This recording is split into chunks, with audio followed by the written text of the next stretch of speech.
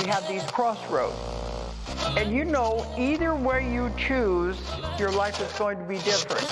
The universe doesn't exist, but God thinks it does. We have to stop consuming our culture. We have to create culture. Stupidity has a definite evolutionary function. I am all for abolishing stupidity, but before it goes, we should pay tribute to it.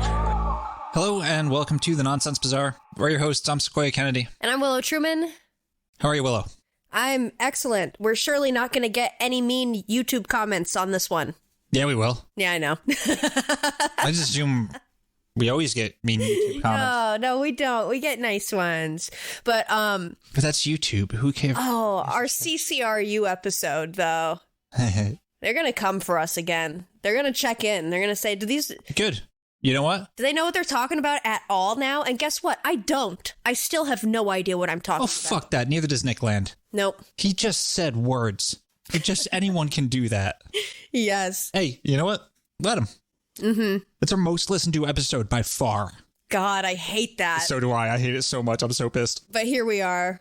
Yeah. And you're bringing this to the table, for the record. I'm just a passenger on this ride. Well, today we're talking about cybernetics. I'm going to head this off at the pass and say, Willow, this is a rhetorical question for the sake of the audience, not for you. What do you think of when you hear the term cybernetics? Are you asking me? It's a rhetorical question. Play along. Okay. Well, cybernetics, I mean, typically you would think like cyber as in like cyberpunk aesthetic stuff. Yeah. Cyborg. Cyberspace. Yeah. Cybersecurity. Something like that. Right? For most people, the very first thing they'll think of is something to do with a computer. Technology. Right? I always thought of computer. If I hear cyberspace, I think of the internet, computers, right? Mm-hmm. Cybersecurity and viruses, hackers, cyberspace, where your aunt gets radicalized, shit like that. Yeah, cyber is very much connected to like computers and tech. Yeah. And I didn't know this until like this year, maybe a year ago, probably when I started researching CCRU. And a shout out to the podcast Pennyroyal for turning me on to how fucking rad a concept cybernetics is. Mm-hmm. Yeah, it's not just computers, though. Computers, machines, information technology are all key players in the field of cybernetics. It encompasses like so much more than that, dealing with everything from economics, psychology, artificial intelligence, ecology, how toilets flush. Yes. Yeah. In fact, like hardcore cyberneticists would argue that cybernetics encompasses literally everything. And I tend to agree with caveats, right? Mm-hmm. So what is it? How can it encompass everything and anything? Who's responsible for this? And is it bad? Should we be scared? That's what everyone wants to know. Yes. Do we like it or not? Do we like it? No, really. I hate that is people's like base impulse. It really is that. Introduced to a new concept is like agree or disagree. Yeah. It's like, maybe no, just put that aside for now. We're just going to learn about a weird thing. Yeah. Well, so that's it. I like that you bring that up because when I had previously thought of cybernetics, I thought of digital computers, machinery, shit like that. In reality, it's a lot more analog and wiggly and chaotic. Yes.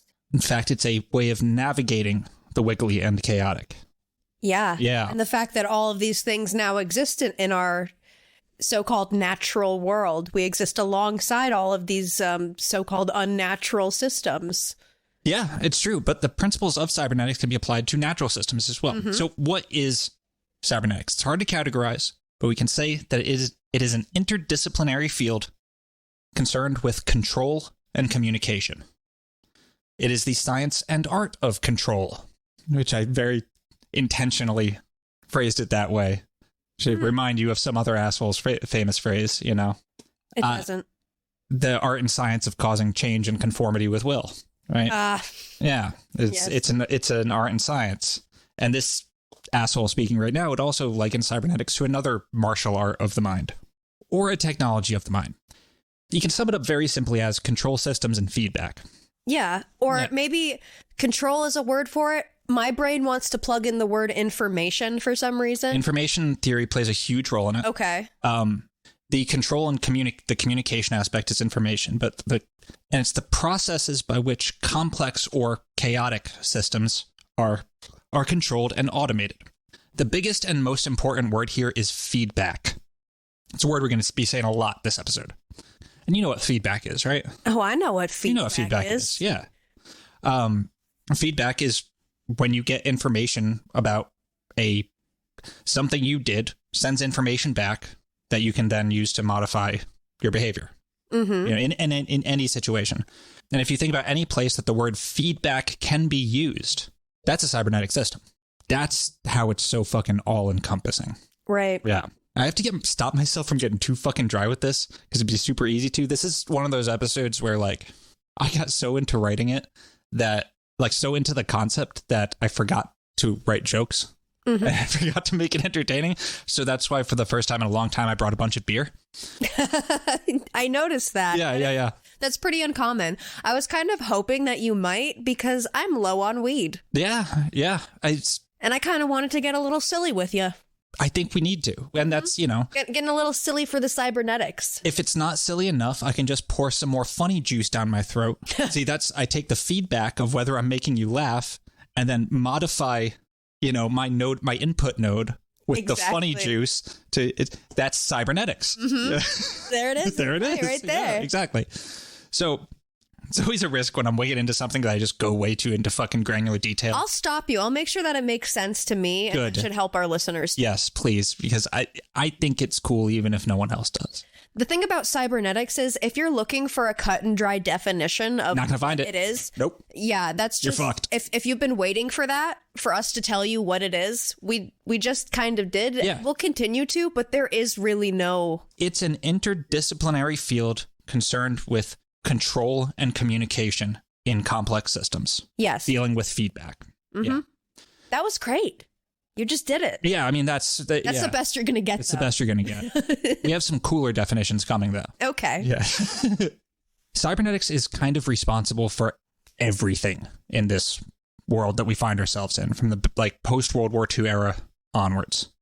Like automation, psychology, how we deal with the environment, fucking factories, artificial intelligence, like everything is due to everything in the like future hellscape.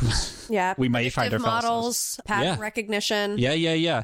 It's cybernetics was an insane leap forward in the application of intelligence and paved the way for so much of our daily lives. Yeah, it's nuts. But it was less of a creation of that, and more of a systematizing of a process that already existed. Right. Yeah. Like, it's not as if...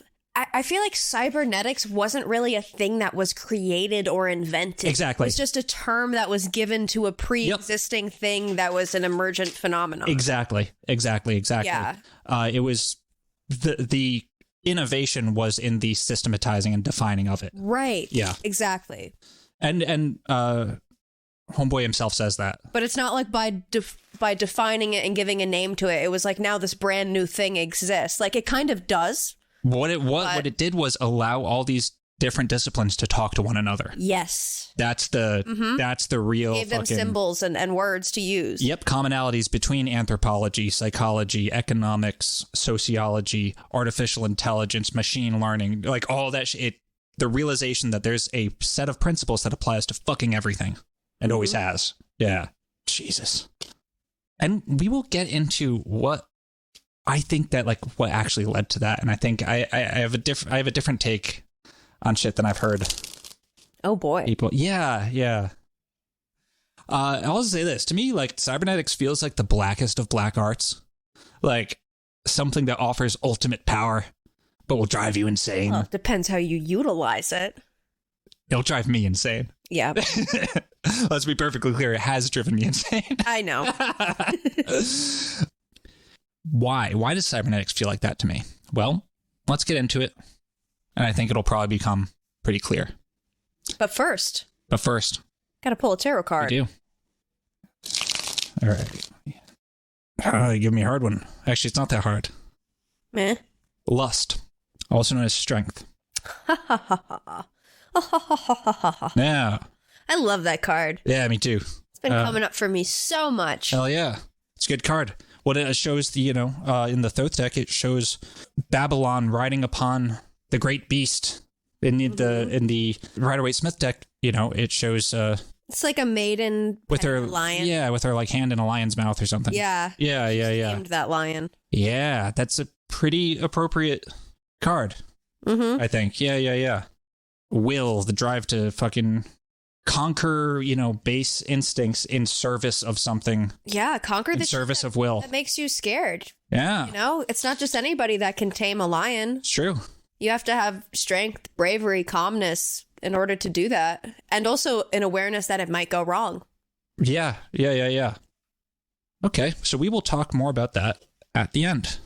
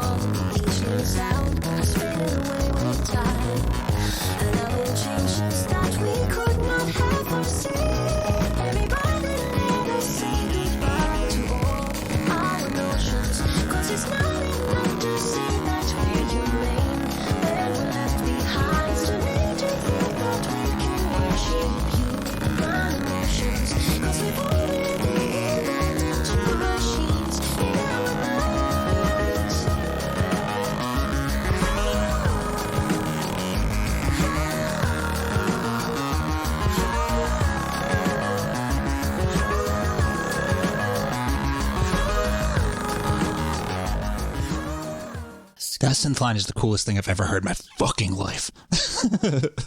It's so crispy. Yeah. The terrible eldritch power of the saw wave. All right. So there are, like we said, 1,000 different definitions for cybernetics. I like this explanation, especially for our purposes here at the Nonsense Bazaar. This is from Stafford Beer. Willow, would you please?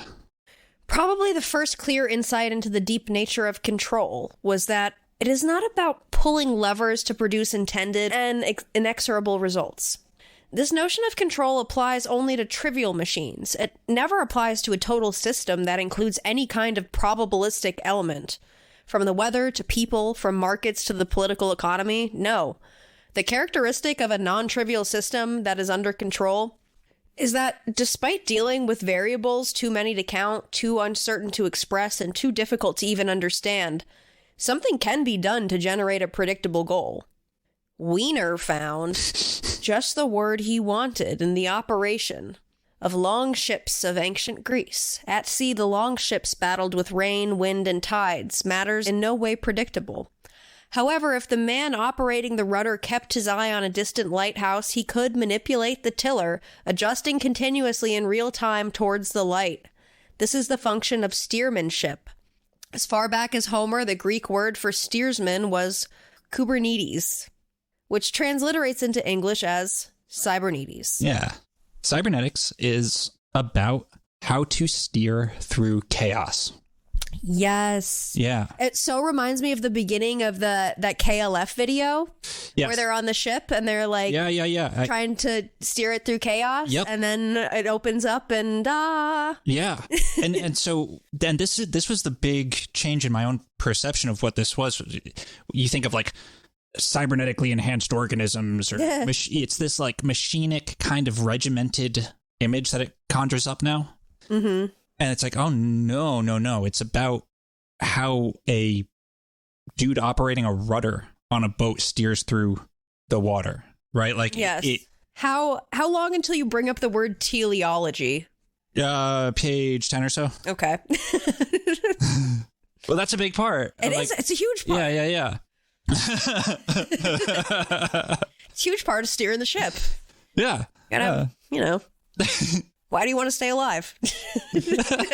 Why don't you want the ship to... Well, I mean, it's a criticism of cybernetics is that it's too focused on the teleology of things and shit. And it's, fuck off. That ain't no criticism.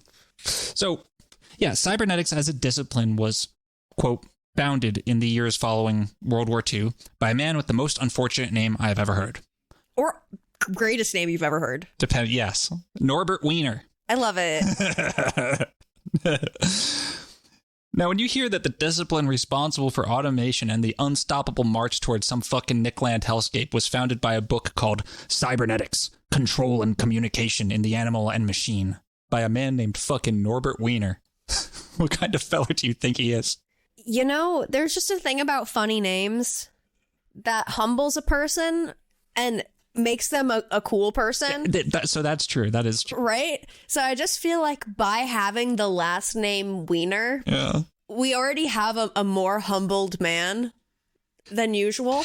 Well, in a way, he's an odd duck. I don't expect him to be an asshole, is what I'm saying. He's not. I expect him to be a wiener. He's not really a wiener. He's kind of a wiener, actually, but in a fun way. Norbert Wiener is an odd duck.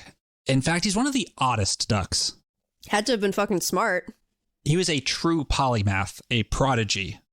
Fucking one of those people who is smart as fuck, but messy, chaotic, hard to keep up with, difficult, extremely difficult, but effortlessly charming in how he owned how difficult he was and how impossible it was for him to ever shut the fuck up. God bless. Yeah. Now, we're not scientists, right? We're not experts on goddamn anything. What we are, crazy people. Yes. Perhaps more charitably damaged people. Is that more charitable? I don't know. But reading about Norbert Wiener, man, okay. Okay, so here's a description of Wiener from one of his contemporaries, Hans Freudenthal. In appearance and behavior, Norbert Wiener was a Baroque figure, short, rotund, and myopic, combining these and many qualities in extreme degree. His conversation was a curious mixture of pomposity and wantonness. He was a poor listener. His self-praise was playful, convincing, and never offensive. He spoke many languages, but was not easy to understand in any of them. He was a famously bad lecturer. Yeah.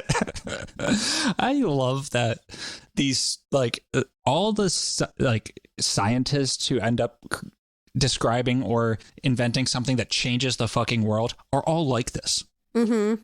Except for, John Von Neuman, who was just really good at everything. They're all, sloppy as shit. Yeah. Hard to follow. I like that, you know? I do too. Oppenheimer was terrible at math. Wiener was kind of terrible with his equations and shit. They're humans. Yes. Yeah. And Norbert Wiener was a fucking human. Wiener was born in Columbia, Missouri, November 26th, 1894. He was reading by the age of 3 and reciting in Greek and Latin by the age of 5. As a child, he consumed books of philosophy and literature that he would perhaps inadvisably incorporate into his math writing and shit later on. Like many, if not most prodigies, Wiener emerged from childhood bearing psychological scars, mostly inflicted by his father. Uh-oh. Yeah. So, yeah. Unable to find a public or private school that could keep up with his son, Leo Wiener, Norbert's father, an instructor in Slavic languages and literature at Harvard, began teaching him at home. The course of study was expansive in the subject areas it covered, but brutal in how he taught. He had his own, he invented his own, way of teaching. Okay. So that was mostly about negative feedback. Okay. Was he one? That's so interesting because it reminds me of I forget his name, but the father who trained his daughters with the idea that they were going to be prodigies and I'm going to raise these kids. I want them to be a genius. I recognize that all geniuses usually have they've been studying in their field since childhood. So I'm going to make my daughters, whatever they're interested in, that's what I'm going to train them in. It was chess. They all became chess experts. Yeah. This feels like his father was kind of trying to do the same thing, make a genius. 100%. Yeah. 100%, explicitly. Mm-hmm. Of course, he was also, expected him to go into philosophy. Yeah. Which is a weird thing for that. Yeah, the course of study, expensive, brutal in its execution. In the first volume of Wiener's autobiography called Ex-Prodigy, My Childhood and Youth, which is, and it was also his first book on cybernetics, a surprise bestseller. Yeah. Wiener recalled a regimen of systematic belittling. Yeah. Mistakes were greeted by explosive anger on his father's part. That creates a great feedback loop later in life. Right. Yeah. His father progressing rapidly from demanding teacher to, quote, avenger of blood, in Wiener's words. Oh, God. Yeah. And Wiener had originally chosen for the title of his memoir, The Bent Twig. Yeah. See, Leo developed a theory of education that involved unrelenting pressure, little praise, and harsh criticism for any failings. He applied this to his firstborn, Norbert, with great success. Norbert entered college at age 11 and received a PhD from Harvard at 18. PhD at 18. Well, good for you, Norbert. Leo was convinced that Norbert was just an ordinary kid who had benefited from his unique educational theory and was really nothing special. He never understood that Norbert was actually a fucking genius. Of course he was. Yeah. Leo's theories had no success with his next two kids, but he blamed that on the fact that they were girls. Well, that other guy proved him wrong with his chess kids. The last child was also a boy, but by that time, Norbert was in charge of his younger brother's education. So, and he wouldn't apply the same method, so no way of telling. Right. So obviously, it worked, and because Norbert was a boy. So Norbert goes to college at age 11. Yeah, Tufts University at age 11. I don't know. Shit, unsurprisingly, did not get easier. Yeah, I mean, it's all messed up. I think about, I have a great aunt that ended up being a pretty weird person. Yeah. I think part of it has to do with the fact that she was put 2 years ahead in school when she was young. It's a terrible thing to do to someone. It completely puts you at odds with your peers. Yep. It makes you feel like a total weirdo, like you're behind everybody. It's a horrible fucking thing to do to anybody. Yeah. Yeah. I mean, you think, oh, the kid's smart, put him ahead. Nope. But it's also, you're totally messing up their social progression. Yeah, like, again, these systems interlock. Yes. Right? Like, social education is also really important. Mm-hmm. And it's a bad way to go about it. Right. So to be in college at age 11 when other people are having, like, more average college experience, it's really, I don't know, it's very different. It sucks. Mm-hmm. Yeah, and, like, when he got robbed of a normal childhood, really. Yeah. He had no childhood. He had no fucking childhood, yeah. And he had no, like, college experience either. Yeah. Right? Like... He had no adolescence. No adolescence, no young adulthood, yeah. You know, a newspaper profiled him on the occasion of his entry into Tufts and called him, quote, the most remarkable boy in the world. It sucks so bad. Yeah. Yeah, this did him no favors socially. I'm sure he wasn't invited to any parties. Well, no, and also he was really clumsy physically, terrible eyesight, and he was also a Jew.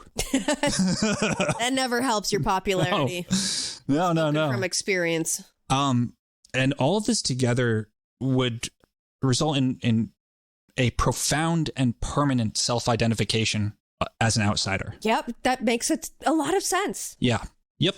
And Wiener suffered professionally from his uniqueness too, but he also used it, as in the second volume of his autobiography, I Am a Mathematician.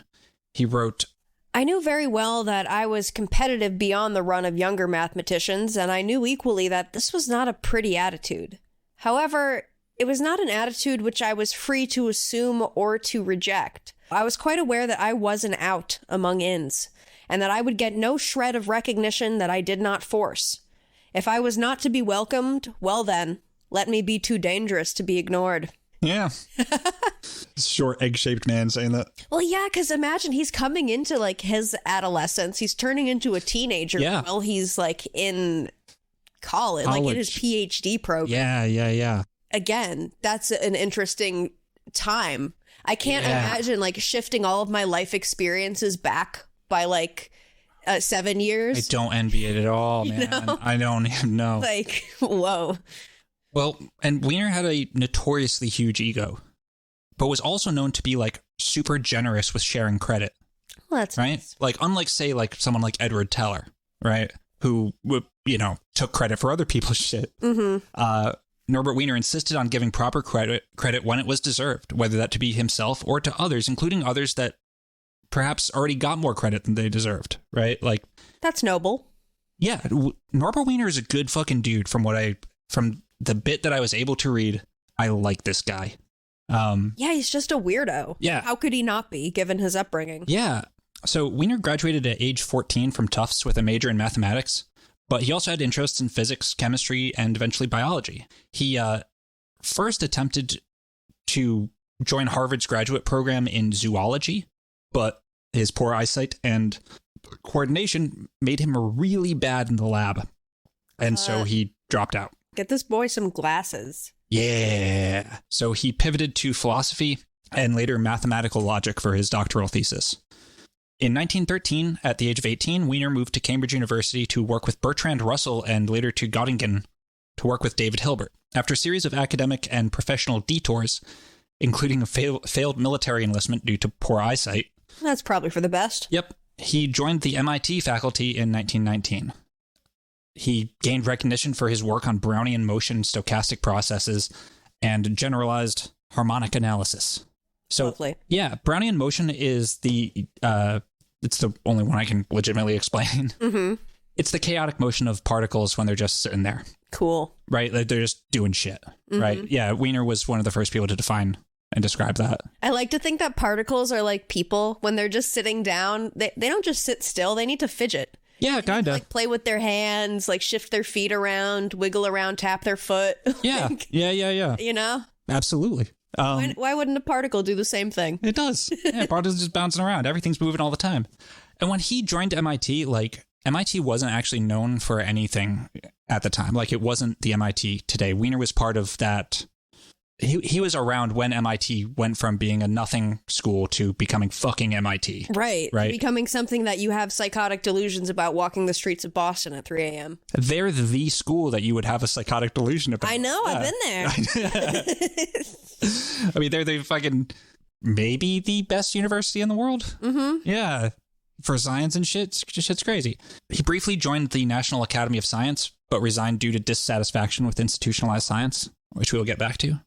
During World War II is when Wiener's theories that would eventually coalesce into cybernetics started to take hold. See, he was hired to solve a problem for the military that would directly lead to the founding of cybernetics, and this is always referenced. And when I first heard it referenced, I was like, they're leaving out so much. I don't understand how this relates to cybernetics, or I understood how, but like, where's the mechanics of it? And it was only after I realized like, oh, it's not actually a super mechanical idea. Yeah. That I got it. So consider this.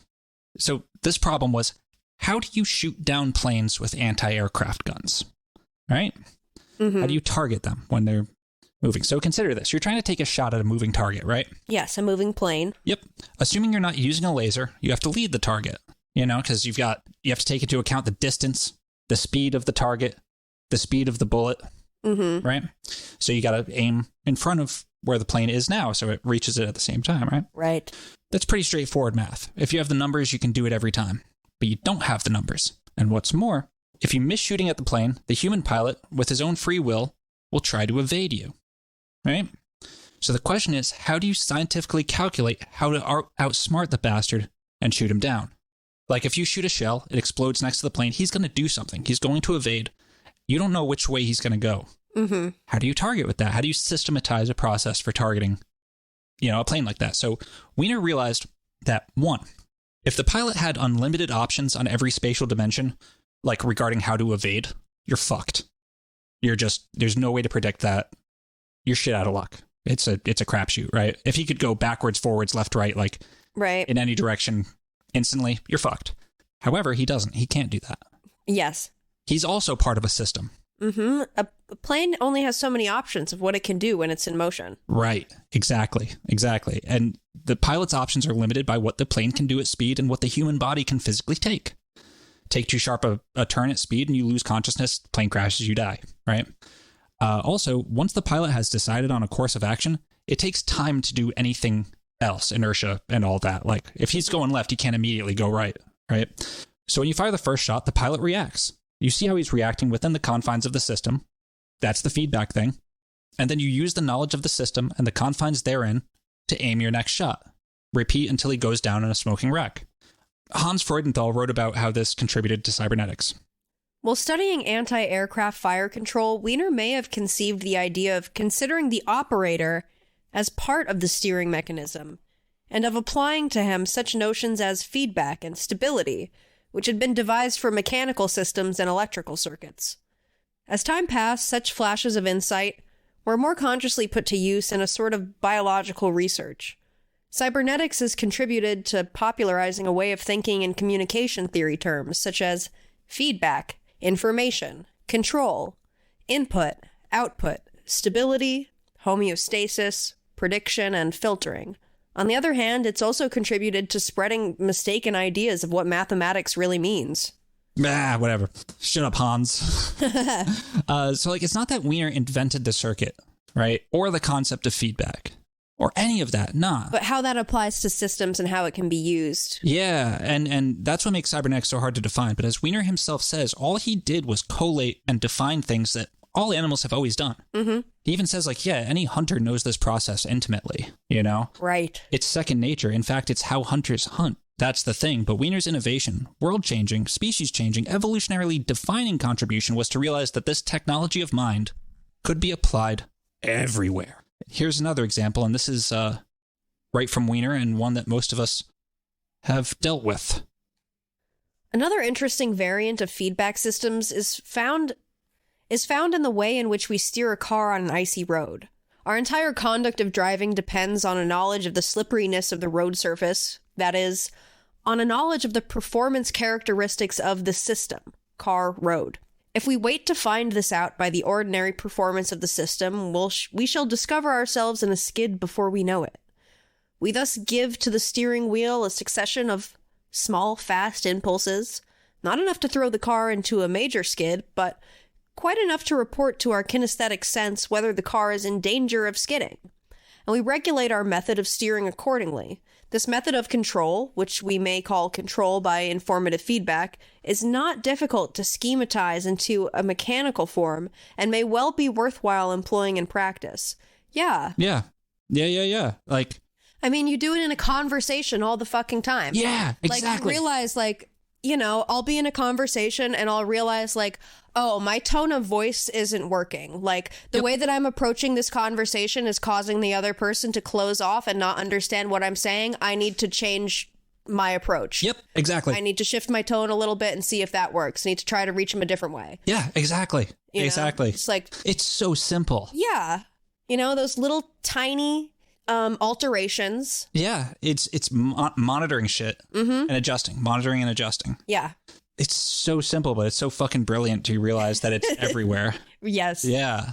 Specifically the idea of homeostasis too. Yeah. The idea of like maintaining stability no matter what's going on around you externally. That's an incredible thing to apply personally to oneself. And I think it's something that a lot of us strive for, is how do you maintain a sense of peace and security, safety, no matter where you go or what circumstances you're thrown into? Like, how do you modify circumstances to create more to reach homeostasis? Yeah. Right. You know, we'll get into defining terms like homeostasis and, you know, the different types of feedback loops in a little bit. Yeah, if you want a crash course in how all this can be applied everywhere, eat a bunch of fucking mushrooms and observe something for a while.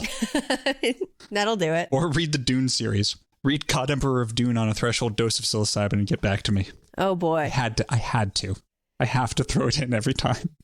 It's true, though. That series of books is actually a fantastic... You will understand cybernetics through that. That's a book about cybernetics and ecology. So we are right at the end of World War II here, right? Which, yeah, that's a time. It's a time, all right. That's a fucking time. I thought about saying something, just kept my mouth shut. Yeah, it's a time. What were you going to say? Just glad I don't live back then. It's an exciting time, kind of. It's an exciting time, but quite honestly, rather be around now. Yeah, I think so. Well, post-World War II was the beginnings of the information age. And this is like, Norbert Wiener was far from the only person, you know, playing with what isn't information, you know. Another fella, Claude Shannon, actually, you know, created his information theory and defined what is an information. What is an information? What is an information? Claude Shannon created the concept of bits, quantized packets of information. 1, 0, yes, no, et cetera, et cetera. Mm-hmm. To Shannon, information could be divorced from meaning. Okay, yeah. You know what I mean? Like, it could be quantized. And thus, for a long time, Shannon received much more credit than, you know, Norbert Wiener did. Because, I mean, Claude Shannon's information theory is how digital systems work. Without him, digital systems would not work, right? And this... It helps us to understand the way that a computer might understand information. Yeah, a computer understands information in the, you know, Claude Shannon sense. Right. Bits. Yes, no, on, off. Mm-hmm. Anything that happens digitally. It's not applying the human aspect to it. Not at all. Yeah. Not at all.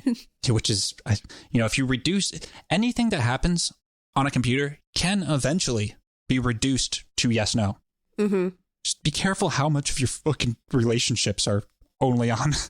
How much of your like humanity interaction happens in a space that can be reduced to yes, no, on, off, 1, 0 shit, you know?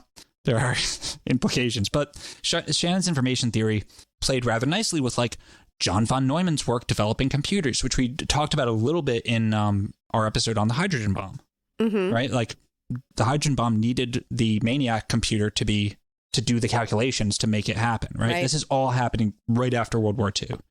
And same with Norbert Wiener's work. But Wiener's work, by contrast, cybernetics is much less of a hard science, right? It's not quantized. It's much less about defining what something is than it is about defining how something works within a system in concert with other operators within that system and how that system interconnects with other systems. Cybernetics is holistic, and it is at its core analog. In the strictest definition of the word analog, it's about analogies. Yes. You know? Norbert Wiener's 1948 book, Cybernetics, or Control and Communication in the Animal and Machine, was extremely popular when it was released, like for a scientific book. You know, he did not expect it to be like a hit. So I don't even know what my brain would think reading the word cybernetics in 1948. Yeah, right? Yeah, I mean, you'd be like, what the fuck does that mean? You know, control and communication in the animal and machine, what is this? And your buddy'd be like, this fucking Wiener guy, dude, he's talking about, the first chapter is about Newtonian and Bergsonian time. What the fuck is he talking? It's crazy, read it. I mean, I think what's easy to forget for us now is that this was really the dawn of the digital age and of like the information age. Yeah. Because home computers weren't really a thing until like the 2000s. It's when people started really having and internet access in their house. So we don't conceptualize it as something that like started in the 1950s, but really that is the dawn of like computers as a computing thing. I mean, this is like that post-World War II era with, you know, von Neumann, Shannon, Wiener. This is when information starts to become a sort of commodity or resource type of energy, something that can be measured, something that can be controlled, something that can be defined. Previously, information was much more nebulous, much more inherently tied to the meaning, inherently tied to the places it came from and shit. Yeah. And I mean, that's also true within cybernetics, but like, do you know what I mean by commodity and by like, it became like a fuel. Yes. In the information age, whereas previously it was not. At least considered. Like, you could still argue that, like, yeah, like, look at the printing press, look what happened, look how that fucking transformed society. It was always a fuel of sorts. Absolutely. But this is when we realized what it did, you know? But this catapulted Wiener into recognition within the wider scientific community. And because cybernetics is interdisciplinary in nature, and the point of his book was about the ability of different fields to communicate with one another. It's science, it's philosophy, it's math, it's all these different things. Yeah, and how do philosophers talk to mathematicians? How do ecologists talk to doctors? How do, you know, all this shit? That was sort of the point of Wiener's theory of cybernetics. That was the telos of the book Cybernetics, right?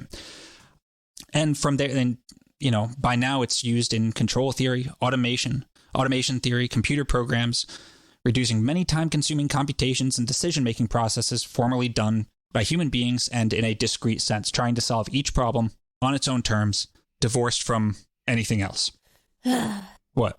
I'm sorry. I just realized why the underground city in Mount Shasta is called Telos.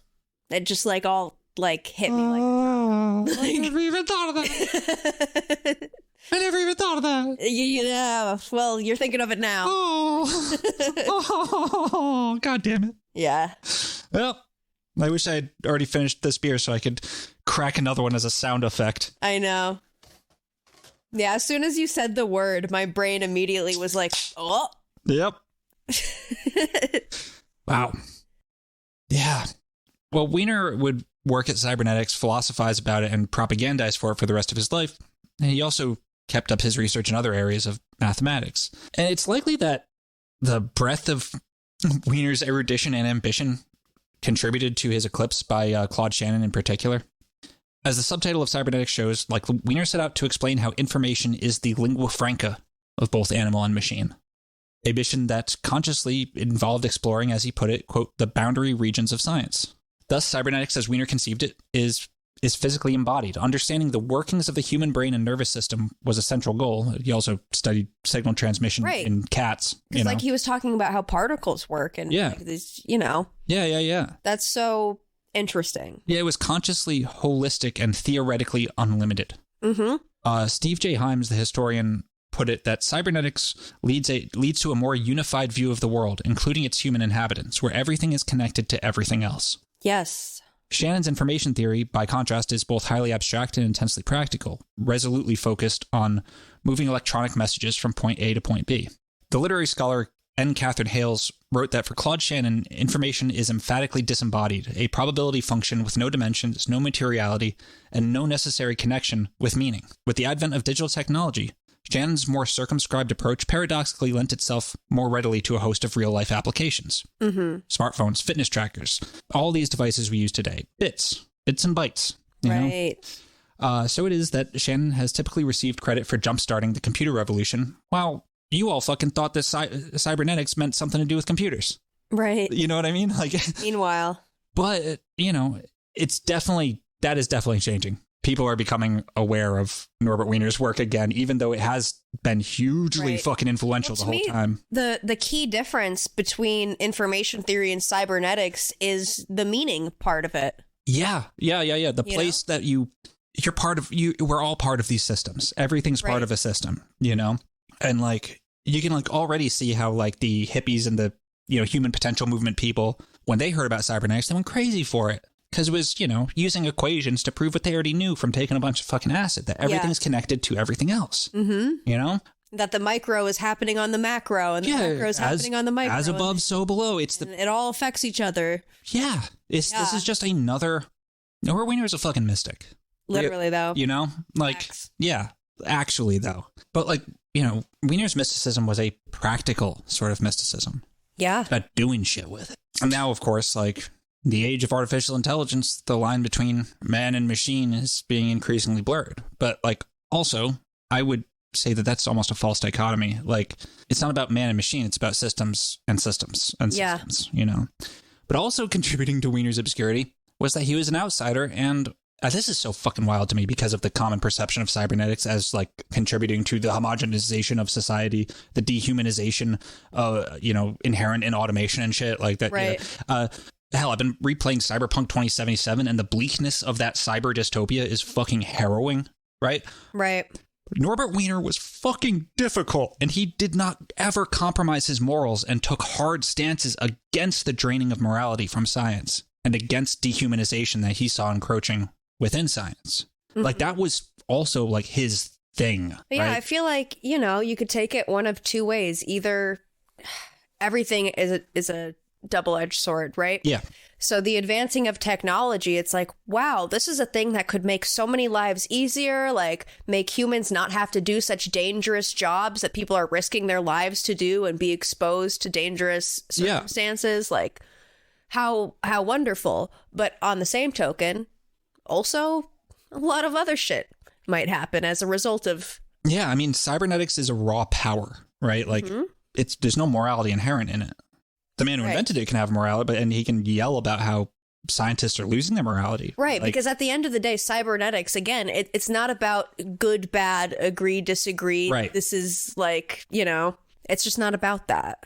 Yeah, it's making the sword of the mind sharper and more efficient. Yeah.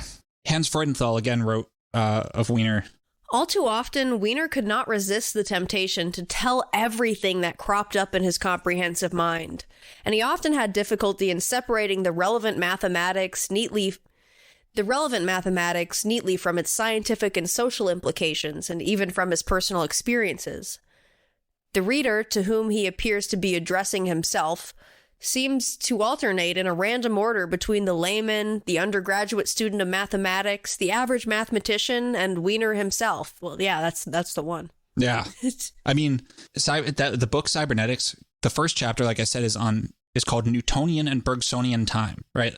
And from there it goes to, a chapter on schizophrenia, a chapter on, biology, a chapter on ecology, right? It's all over the damn place. It feels so much like this is a quest for Norbert Wiener to understand himself and his place in the world, like his role, because he's felt like an outsider and an observer his whole life. I imagine he's spent so much of his life just observing people and noticing the world around him that of course that made its way into his work, because that's just how he understands the world. Yeah. Is at like through this observer role, feeling kind of separate from it. 100%. So of course part of his work is to discover like, what is my role in the world?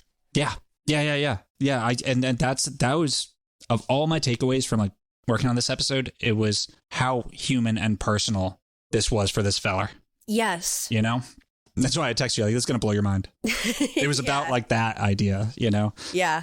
There were personal as well as theoretical reasons for Wiener's fading from the heights of famous scientistness. Science stardom, right? Well, it sounds like his writings got a little bit more meandering, a little bit more hard to read. Yeah. And you know, his books made him a nationally recognized figure. They were fucking bestsellers, right? But he used that fame to take principled public stands against the use of science, his science, to develop new ways to wage war, exploit labor, and destroy the environment. God bless. Yeah. In these concerns, he was again far ahead of his time, as well as uncommonly outspoken. In an article for the Bulletin of Atomic Scientists, he said that the degradation of the position of the scientist as an independent worker and thinker to that of a morally irresponsible stooge in a science factory has proceeded even more rapidly and devastatingly than I had expected.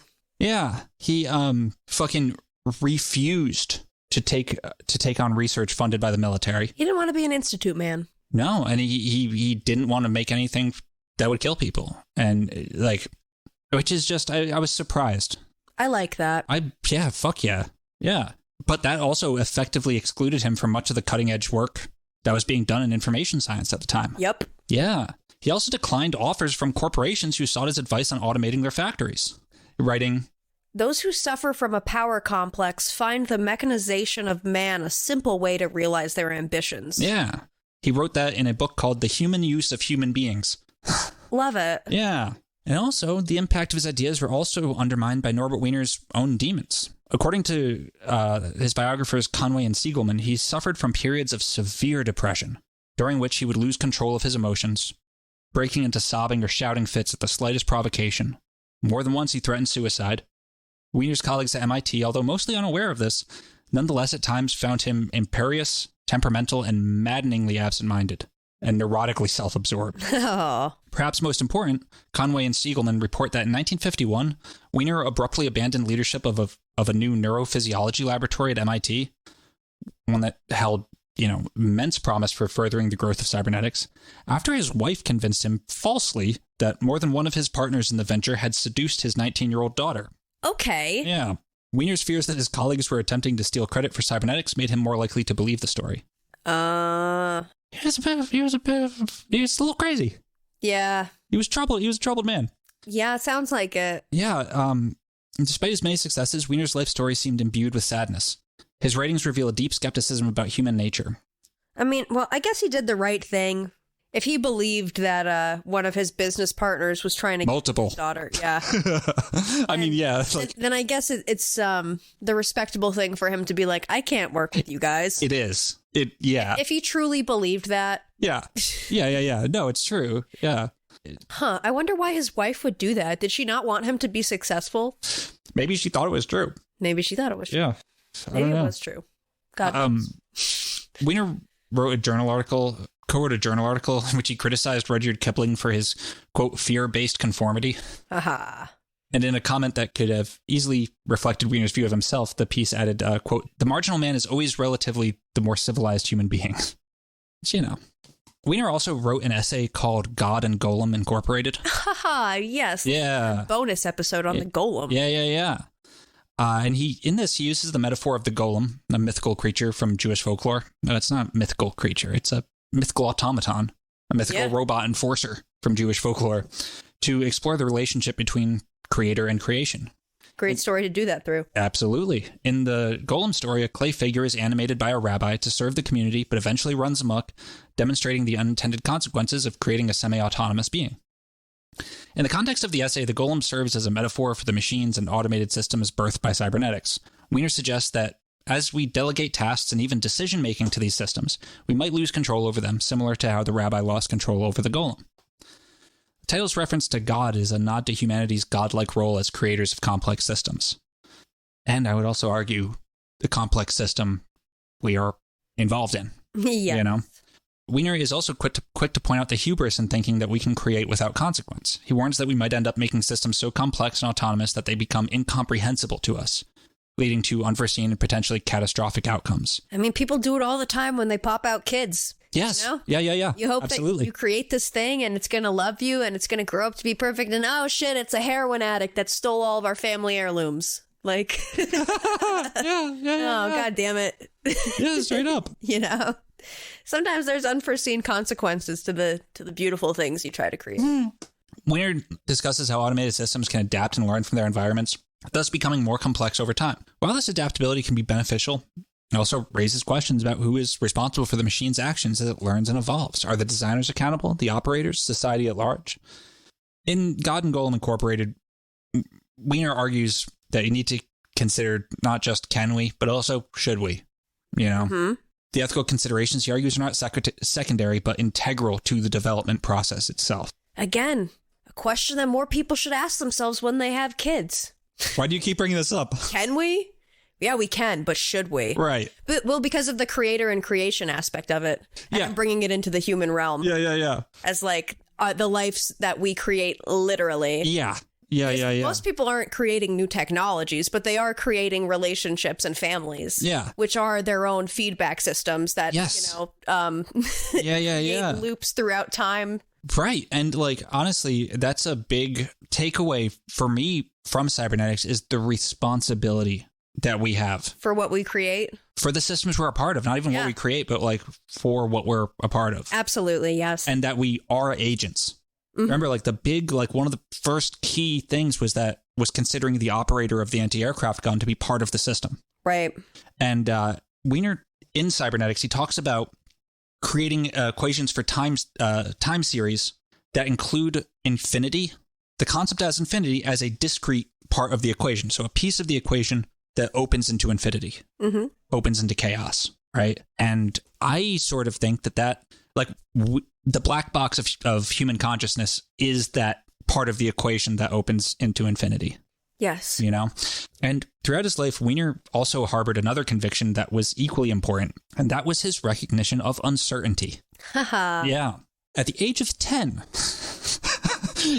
Jesus fucking Christ, he wrote a paper entitled The Theory of Ignorance. 10. I love That's it. a child. Yeah.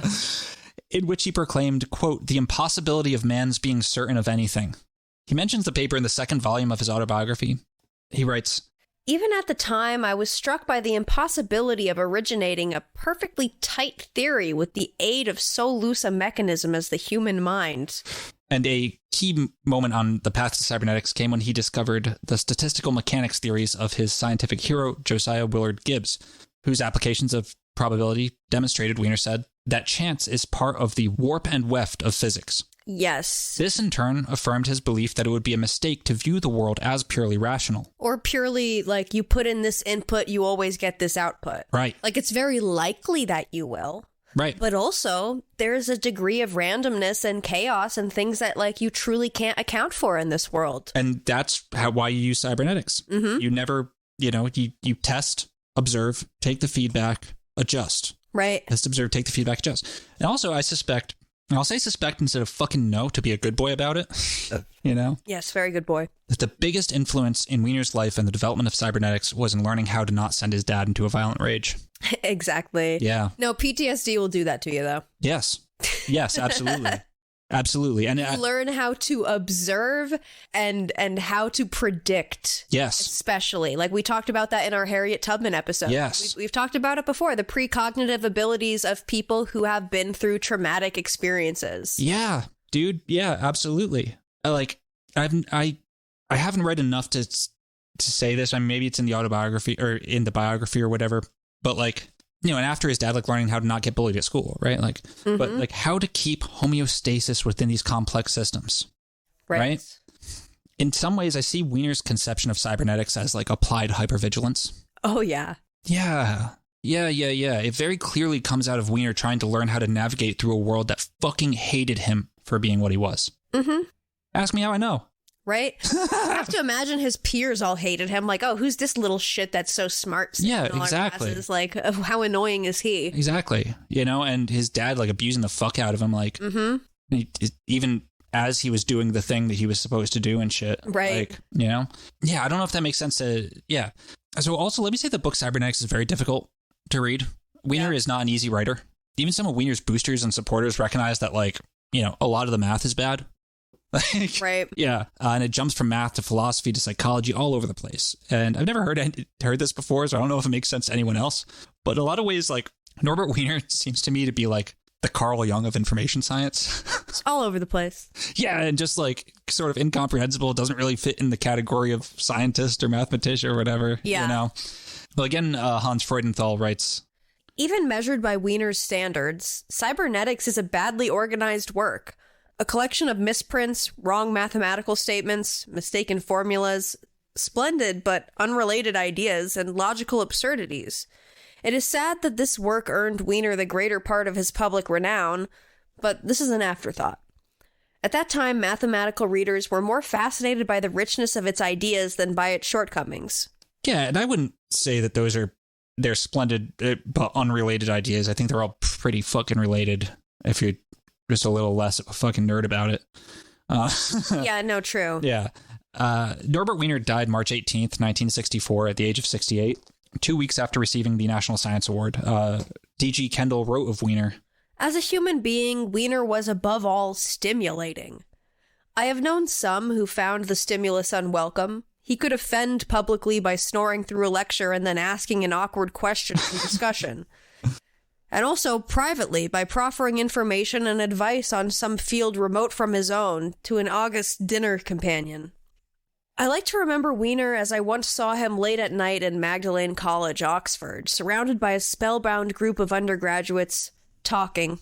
Endlessly talking. Yep. In short, the dude who invented cybernetics was a fucking homie. He was a brother Seamus. Mm-hmm. I didn't expect to include so much about Wiener himself when I began working on this episode, but I find him to be an intensely sympathetic figure. He is. At least to me, I get where he's coming from, despite being, completely inept when it comes to mathematics and having a good relationship with my dad. But, analogies, right? Right. All right. So before we get into where it goes from here, let's talk about some key concepts in cybernetics. Excellent. Feedback loop. Well, that one's easy too. Yeah. For us, but a feedback loop is a mechanism where the output of a system is fed back into the system as an input, leading to self-regulation. Feedback loops can be positive, amplifying changes, or negative, stabilizing the system. So, for example, a positive feedback loop, guitar feedback. Mm-hmm. You know how that sounds? Right. Right. How that works is the sound from the amplifier vibrates the strings. That vibration is picked up, sent through the amp, which vibrates the strings, sent through the amp in ever increasing faster and faster and faster until it blows out your eardrums. Right? Or it could look like, I don't know, maybe somebody sends you a text and they put a period at the end of it and they don't usually do that. So now you feel like they might be mad at you or that something is wrong. So now you're scared that they're mad at you and you start acting with fear that that person is mad at you. Yeah. And that person starts acting kind of weird towards you because they realize that you're acting weird. Yeah. Yeah, exactly. And then they're like, are you okay? And you're like, yeah, I'm fine. Are you okay? And they're like, yeah, what's going on right now? Yeah. And now you've created a weird situation just out of your own fear. Yeah, you can consider blow up arguments to be examples of positive feedback loops for sure. Totally. Yeah. A negative feedback loop downregulates to reach, stability, or downregulates too much and freezes the system. But you can think of negative feedback loops in terms of a home thermostat. Right, which uses, before the digital versions, which still are a cybernetic system, but the analog versions used a piece of metal with two made out of two different metals that would, bend when it was heated up. Mm-hmm. And the thermostat dial adjusts how far away pins are from this piece of metal, so that it has to bend farther to make contact with the thing. Okay. So like it starts off bent, right? Right. And you turn on the thermostat, it sends power to it, makes contact because the pin is touching it. As the thing heats up, like the house heats up, right? Mm-hmm. The system heats up, the metal bar bends away, breaks the circuit. So it stops putting heat into the system. Right. And the temperature gauge determines the distance, how far the metal needs to bend to be away from the thing. When it gets hot as you set, circuit's broken. When it cools off, circuit turns back on, heats the house again. Yes. Yeah, that's a classic example of a cybernetic feedback loop. Mm-hmm. And a great example too. And there's also like, if you had say you had a water pipe that was filling up a bucket of water, and you had like a, piece of wood or something that floated, that had like a little floaty under it, that was right under the spout dripping in. Yeah. The water fills up, and eventually the floaty thing covers the spigot, stopping the water from filling anymore and stopping it from overflowing. It's a negative feedback loop. Right. Yeah. Homeostasis occurs when you have like a thermostat staying in the same place, where you have forces going back and forth, so negative and positive. The negative feedback loop version of the thermostat is the thermostat can tell what the external temperature is, and it's going to change. Yes. Depending on what the external temperature is in order to account for those changes. Yeah. And keep a comfortable level. Yeah. But if it was a homeostatic thermostat, let's say, it's going to maintain the same temperature no matter what the external temperature is. Like, it's going to create the temperature. Like, it doesn't change. It is a fixed temperature. Well, no, I would think that like it's because it does create a fixed temperature. It creates the temperature of whatever you set. So when it gets colder, it makes the connection. When it gets hotter, and it breaks keeps the connection. air at that solid 73 or 72 or whatever. Yeah. 73 is high. Yeah, it is. Yeah, that's going to cost you. But yeah, homeostasis is rigid. It's a biology term, and it refers to the ability of a system to maintain internal stability despite external changes. Yeah, like you were saying. Mm-hmm. So like you set it to 70, and it's just going to keep everything at 70. Yep. Doesn't matter what if the weather outside gets colder, makes it have to work more to keep it at 70, it's still going to do that. Yeah. Yeah. Yeah, it's applied to any system that has a self-regulating mechanism to maintain equilibrium, Right. That's why you should, in a relationship, have like regular check-ins. Hey, am I pissing you off in any way? Shit like that. Exactly. That's why you don't have those positive feedback loops where you're worried that the other one might be holding back from you. Exactly. You just check in. Yeah. And that gives you the peace of mind to know that you will have a check-in and shit. And yeah, it's a way of regulating. Yes. Adaptation. In a cybernetic context, adaptation refers to the capacity of a system to modify its own structure or function in response to external or internal changes. Got to be adaptable. Yeah. It's a fundamental principle that allows systems to survive and thrive in fluctuating conditions. Information theory. Mathematical framework for measuring information, often in terms of bits, like we talked about. In cybernetics, information theory is used to understand how systems communicate and process information. But again, a lot of it is pretty analog, but there's still information. The analog thermostat is still dealing with information. It's just not quantized, Control theory. This focuses on the behavior of dynamical systems and how their behavior can be modified by feedback. It's often used in engineering, but it's applicable to any system where control is a key aspect, such as economics or physiology. Autopoiesis. Love that word. Yeah. That's a term primarily used in biology and sociology. Autopoiesis describes systems that are self-making and self-maintaining. It's been adopted in cybernetics to explain how certain systems can sustain and replicate themselves. You could think of a family as an autopoietic system. Right. You instill the same values. The values lead to the... You get your daughter a little baby doll, so she starts practicing being a mom as soon as she's 5 years old. Yep, that's the autopoiesis of the family structure, which is not a good or bad thing. It's just a thing. Yeah. Redundancy. Redundancy in cybernetic systems refers to the duplication of critical components to ensure reliability. If you have a failure, it doesn't make the system fail because that would be very bad. Mm-hmm. So you have something that can take the job over. It's often employed in both biological and man-made systems to safeguard against failures. Black box. And one of my favorite terms ever. I just love it. I don't know. Yes. Yeah. A black box is a really system. Bad movie. A black box is a system where the internal workings are not understood or considered. You can't tell what the fuck is going on in there. So that's what I mean when I talk about like the black box of human consciousness. Yes. You can never know what's going on in another person's mind. Mm-hmm. So you have to have a framework for incorporating that. Like Wiener talked about, like including infinity in a time series, you know. The focus is on, with the black box concept, the focus is on the input and output. So like we can tell what goes in, we can tell what goes out.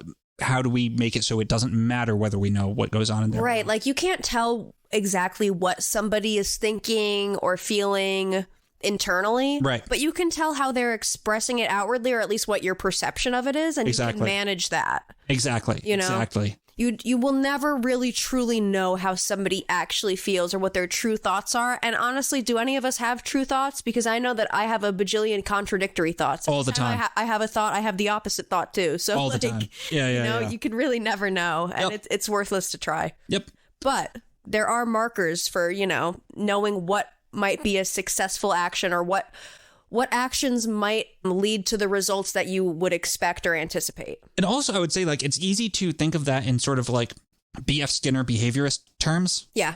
Like, it doesn't matter what goes on there. That's not the case here, I don't think. Right. It does matter, but it's just, it's the understanding that you can't account for it.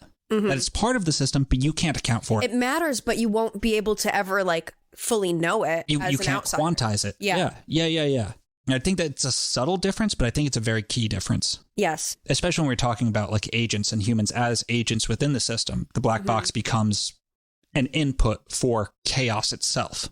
Right. Yeah. Variety. In a cybernetic context, this term refers to the number of possible states a system can adopt. In cybernetics, managing variety often involves reducing complexity or increasing the adaptability of a system to maintain control. So those are some big concepts, right? Those are some key things, and we've talked about how they can be applied to all sorts of things. It's pretty easy for us to figure that out just in talking, right? Like, it's a simple concept. So you can imagine how really smart fuckers were able to take that and run with it. All right, so Norbert Wiener died in 1964. But so he didn't live to see the like extreme proliferation of his ideas into everything from technology to the counterculture to New Age spirituality, the human potential movement, hell, even to the paranormal, occult, and ufological studies. When Jacques Vallée talks about the phenomenon as a control system, he's talking about cybernetics. Right. Right? When the phrase, I forget if it was John Keel that said it, like when you start looking at the phenomenon, it starts looking back at you. Yeah. That's feedback. That's cybernetics. That's a cybernetic loop. No, it's true. It's just how, like, once you start getting into, if you're a little, like, baby witch and you get into angel numbers and 1111 and whatever, guess what? Now, every single fucking time you look at the clock, it's 222. It's 223. Like, it just happens. Well, that's getting into that second order cybernetic shit where the system, the output changes the observer, which changes the input, which changes the output, which changes the observer, which changes the input, which changes, so on and so forth. Then a wheel that spins off into the distance. Eventually, I primed myself that I would look at the clock and it would be 444. It would be 555 because I trained my body was trained to know when to look at the clock. It could feel that like an hour had passed. And so that's like you didn't decide to do that, right? So that and that's also like some pretty low level processing in your body's part. So that's like, that to me feels like the earliest attempts at machine learning, like before computers were computers and shit. It's just like conditioning a system to do a thing like that. Right. Yeah. And all that started at something that, Norbert Wiener did live to see, which was the Macy Conferences. Never heard of it. Okay, cool. So slug down some beer and burp while we talk about the Macy Conferences. It feels appropriate. I don't know what it is, but it just feels appropriate. The Macy Conferences were a series of academic gatherings held in New York between 1941 and 1960. Orchestrated by Frank Fremont Smith and sponsored by the Josiah Macy Jr. Foundation.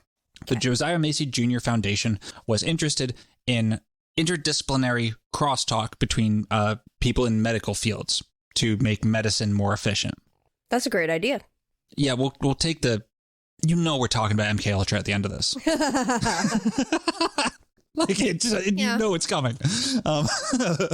Far from being limited to cybernetics, though often mistakenly identified as such. Like usually when you hear about the Macy Conferences, they're talking about 10 conferences between 1948 and 1953. It was actually between 41 and 60, and these conferences tackled a wide range of subjects over 160 separate events. Organized to break down silos in scientific disciplines, the initiative was particularly keen on addressing issues of disciplinary isolation within medicine, aligning with the Foundation's focus on medical research. Topics spanned from aging and blood pressure to issues of consciousness and renal function. That's your fucking wide range. Kidneys. Yeah. To foster interdisciplinary dialogue, the Foundation innovated in 2 key ways. Macy Conferences themselves and the Macy Transactions. Conferences were structured as ongoing conversations among participants who presented still evolving research. It was kind of like it was all smart fucks, but it was pretty casual. Yeah. Yeah. They were just getting together to discuss shit. No, I like this. This is a good idea. Just like getting people together to be like, hey, we'll just like sit down together, share a meal. Norbert Wiener was there, John Von Neuman, Gregory Bateson, Margaret Mead, fucking all these assholes. Yes. Macy Conferences, the Cybernetic Conferences took place between 1946 and 1953. I said 48 earlier. And they were a cauldron of interdisciplinary dialogue. The primary aim was to understand the principles of systems and how to apply them across fields. The conferences were organized around a set of core questions related to systems, communication, and control. For instance, how do different systems maintain their stability, right? What are the underlying principles of adaptive behavior in both machines and living organisms? How can theories of communication be applied across disciplines? Key players besides Norbert Wiener included Warren McCullough, the chair of the conferences, another MIT guy. A lot of these guys are MIT guys. Mm-hmm. He was a neurophysiologist who sought to understand how the brain processes information and how this could be modeled. John Von Neuman, polymath responsible for the first computers, the nuclear program, potentially the smartest man who's ever lived. There's still like a case to be made for that. Contributed to quantum physics, quantum mechanics, computer science, economics. He's father of game theory and automata theory. He was extremely influential in developing both types of nuclear bombs and also deciding where to drop it. He was one of the most important people in the country for a long time. Gotcha. Yeah. W. Ross Ashby, a psychiatrist who introduced the concept of homeostasis and worked on regulating systems within psychiatry. Hans von Foster, a physicist and philosopher who later became a major figure in second-order cybernetics, which is the cybernetics of observing systems, which we just mentioned. And then Margaret Mead and Gregory Bateson, who brought the anthropology and psychology into play. Gregory Bateson developed the double bind theory of schizophrenia. Margaret Mead, they were married at the time. She was very famous anthropologist, did a lot of work on like ritual and like sexual mores in like Bali and Pacific Islands and shit. Yeah. So, in it, they talked about all the shit we already mentioned with cybernetics, the core principles, but also shit like learning. How does learning happen in systems in general, right? So in a cybernetics conference, we're not thinking about how does learning happen in just people? Like, how do children learn? It's how do systems learn? What is learning as a concept within an interdisciplinary fucking chart of the thing called a system? What are general principles that can be applied across everything in learning? And that's where you start to get into the esoteric, mind-bendy shit about cybernetics.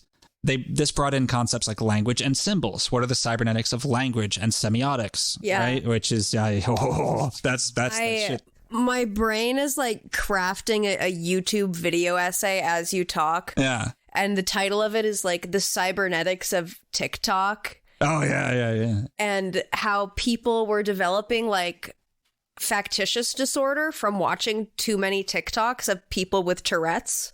Interesting. And then people were getting like, or believing that they had Tourette's or acting like they had Tourette's and developing tics after watching too many TikToks. Yes. And I'm just like, the name of TikTok itself lends itself to like such a brilliant joke about that. Like, well, it does because you're also in that time loop, and also you're developing tics and like you're getting lost. You're getting another a reinforcing input that you're not even realizing is a reinforcing input just by the language, the sound of the words, the acoustics of the fucking thing. Yes.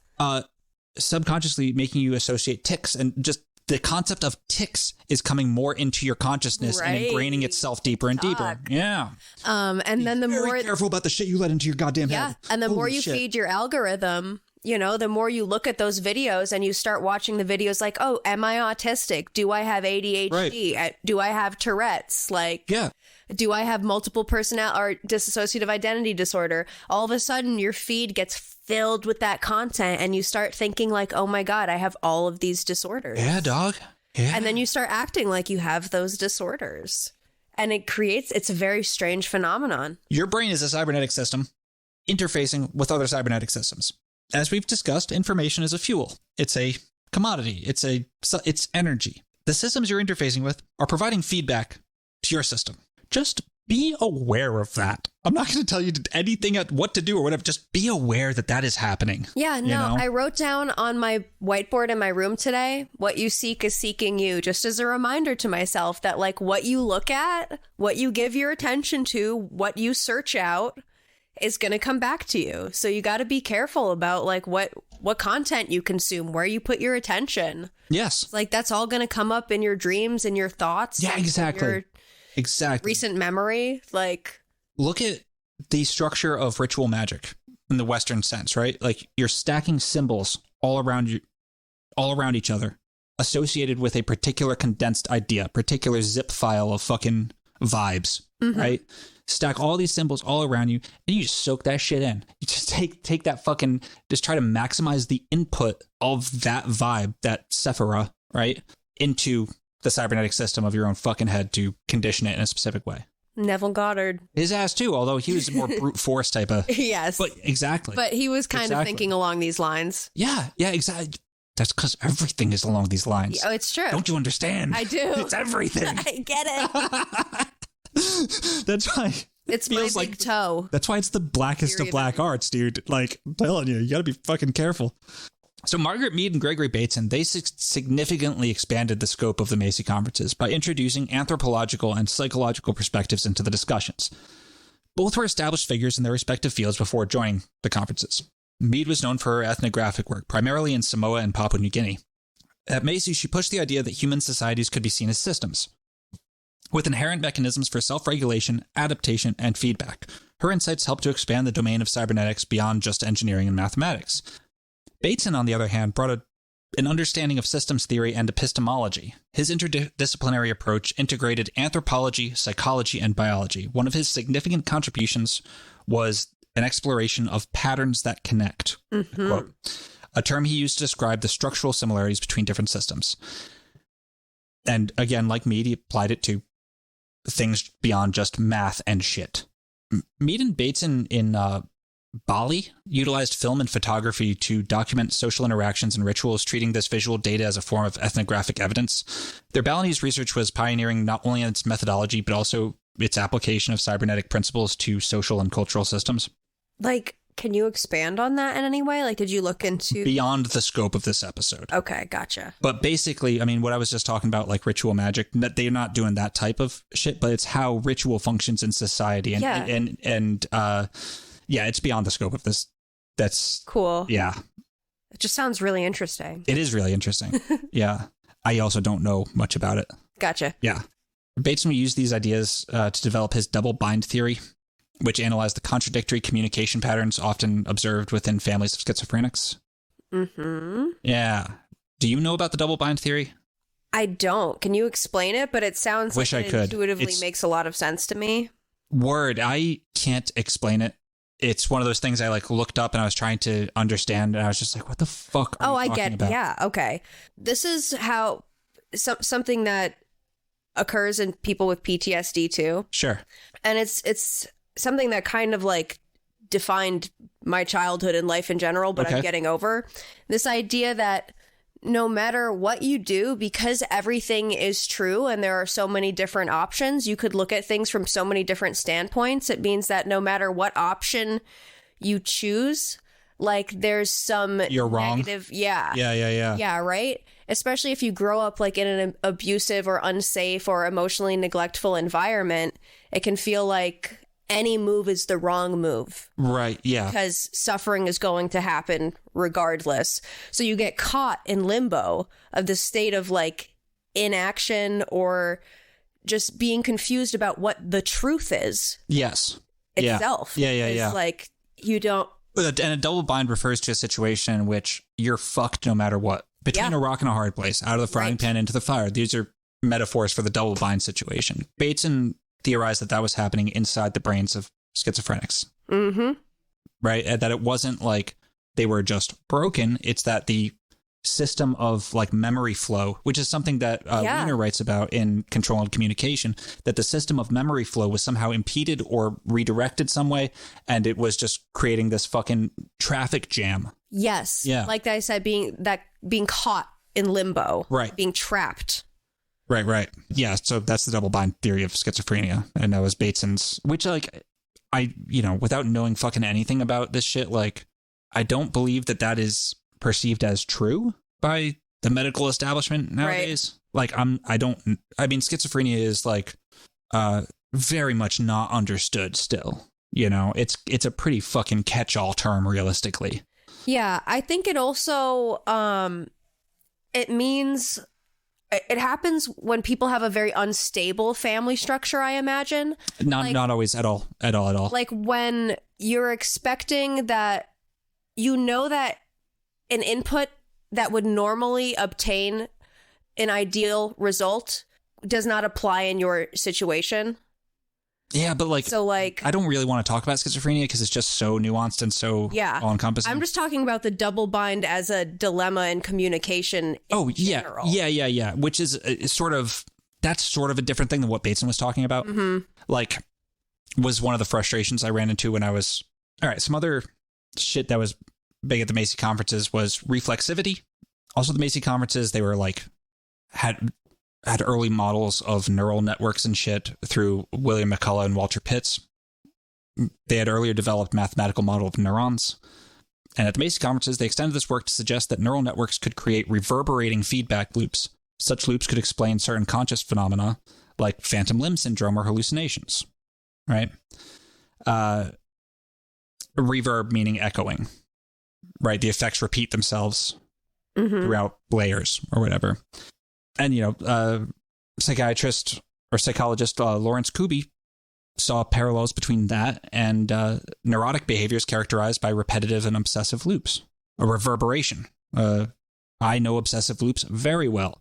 Claude Shannon made a maze-solving device, which was likened to a rat. It was an early attempt at machine learning, a fucking device that he was trying to find its way through a maze, just through being a mechanical piece of shit.